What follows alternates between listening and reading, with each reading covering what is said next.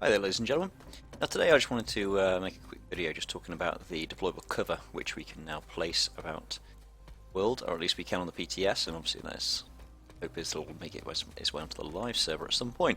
And I just want to talk about why I've kind of campaigned for this thing for so long, and really why I'm pretty excited it's making its way into the game.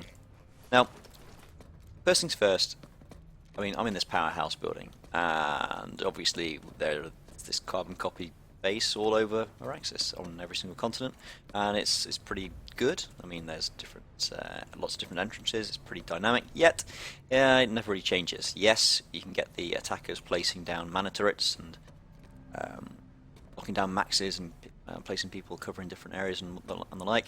However, you can't actually change where the cover is beyond putting down your mana turrets, which are pretty small scale.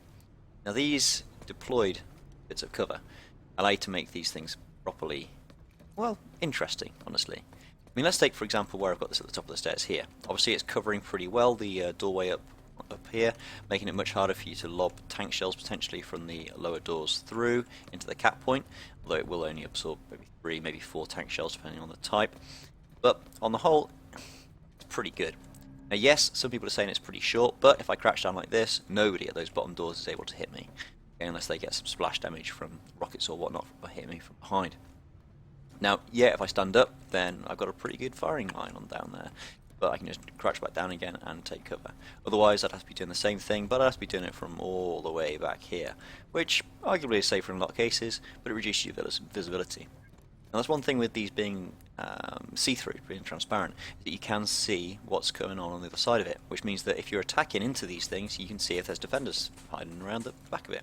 And if you're there crouched down looking through, well, you can see what's coming, which is interesting as cover goes, because very little of the cover in the game allows you to do that beyond the visiting shields, which are not ideal. Now, on top of being able to place it at the top of stairs, where I think this is probably going to be pretty useful, you can also drop these things down inside doorways. Now, although this seems like it could be griefing, of course, they've designed it so that it's this short, because it does seem quite short, that you can simply hop over it as you just saw there. Now, with any kind of pash, say any kind of push like a max crash or something, these things are going to get in the way. Now, sure, the max can jump over it, well, while charge is still in the game, because it smells like it might be leaving it, looking at the other PTS notes that's been around, but it should slow things down, and it should make defending rooms with smaller forces a lot better. Now, on top of that, what I want to do is jump over here, and then I might be able to show you something else. Let's see. Well, I'll mention this very quickly. Out in the field, obviously, these things give you a bit of cover where otherwise there may not be any.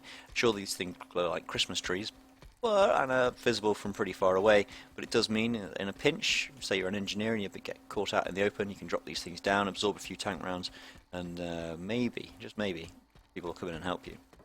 Now, another thing that you should be able to do if my shield charges up a little bit more is we could put them, obviously, inside. They're pretty much useless, but we should be able to drop them inside windows, like so.